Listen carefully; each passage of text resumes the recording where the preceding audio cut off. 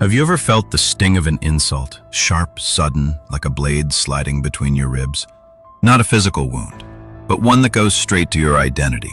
Someone says you're weak, useless, stupid, ugly, and for a moment, even if you know it's a lie, a part of you believes it. Why? Because insults are not just words. They're weapons. And most people, they're defenseless. We live in a world where opinions are thrown like daggers. Single sentence online can ruin your day. The careless remark from someone close can echo in your mind for years. But what if you could become immune? Not just numb, but stronger from the fire. Not just hurt, but forged. This is not about ignoring insults. That's cowardice. This is about facing them, processing them, and transforming them into raw, usable power. Let's begin where the pain starts, inside. When someone insults you, your brain reacts as if you've been physically attacked. Cortisol floods your system, your heart rate spikes, your body is ready to run or fight. It's called the amygdala hijack. In that moment, your rational brain goes offline. You don't think, you just react. This is where most people lose. They lash out or they shrink. They replay the moment 100 times later saying, "Why didn't I say this? Why didn't I walk away?" But once you understand this pattern, you can break it. Next time it happens, pause. Breathe. Feel your feet on the ground. Look around. Name 5 things you see. It sounds small, but it pulls you out of the emotional spiral. And when you come back to yourself, here's the key. Name the feeling. I feel embarrassed. I feel angry. I feel like I'm not good enough. Don't suppress it. Don't deny it.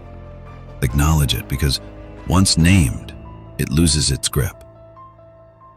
Then reply them confidently, and you will be king of the table, and they will think twice before speaking to you again. Respond in return like this. I've faced storms inside myself you couldn't survive for 5 minutes. Do I make you feel so small? You insult me like a man throwing stones at a mountain. Pointless, but amusing. If your words could harm me, they would have built empires. But you're not that sharp. You mistake my silence for weakness. It's mercy. And a soft smile after will push them beneath the ground, and will be regretting it for eternity. But we don't stop there. Let's go deeper. Ancient warriors of the mind, Stoics, Buddhists, existentialists, and yes, even Machiavelli, faced insult with fireproof armor and brutal clarity. These thinkers didn't merely defend against insults, they dissected them, dominated them, and used them as tools of control. Epictetus, born a slave, said, "It's not what happens to you, but how you respond." Insults didn't move him. Why would they? The Stoics saw them for what they were, external events with no power unless granted. The Stoics trained for humiliation. They practiced premeditatio malorum, imagining every possible loss, betrayal, or insult.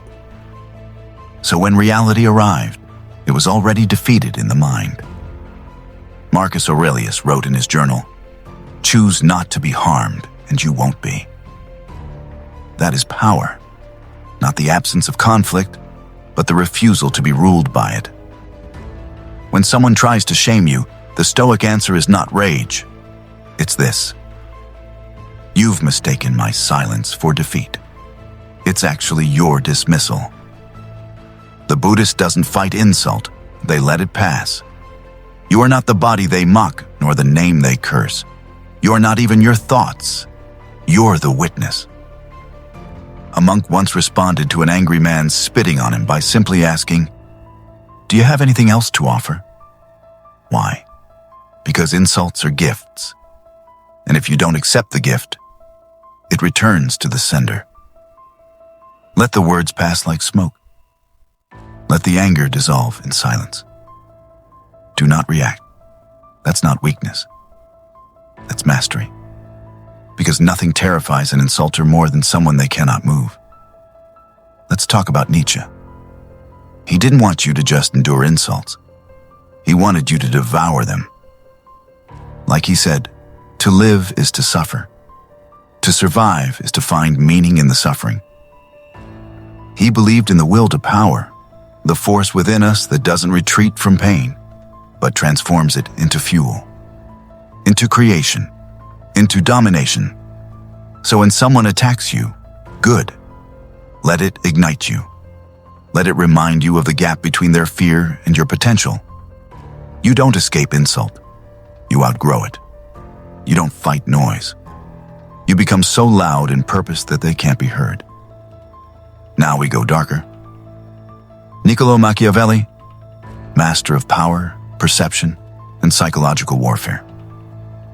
He taught that insults can be used to expose your enemy, to draw them out, to weaken them by showing strength in silence or sudden, calculated response. He said, men must be either caressed or crushed. The appearance of virtue is more useful than virtue itself. This means control the narrative. If someone insults you in public, don't defend, dominate. Smile coldly. Say, is that your best move? I expected something more dangerous. Because Machiavelli knew, the moment someone insults you publicly, they're revealing fear. They want power over your image. But if you remain calm, smirking even, they lose control of the stage. A Machiavellian response is not emotional, it's surgical. Never attack back out of anger. Attack when they least expect, with precision. Sartre and others face the absurdity of life, the randomness of insult, the chaos of human cruelty. The only way to deal with an unfree world is to become so absolutely free that your very existence is an act of rebellion. You don't need the world's permission to be powerful. Let people throw insults. Let the absurdity fall. You choose your meaning. You choose to stand. Even when the world mocks you, doubts you, denies you, you choose to rise. And that is what makes you untouchable. You are not fragile. You are not porcelain. You are not born to be liked. You're built to be remembered. Let them talk. Let them spit. Let them insult. Each insult sharpens the blade. And when the time comes, speak once, and only once. Then watch them fall silent forever.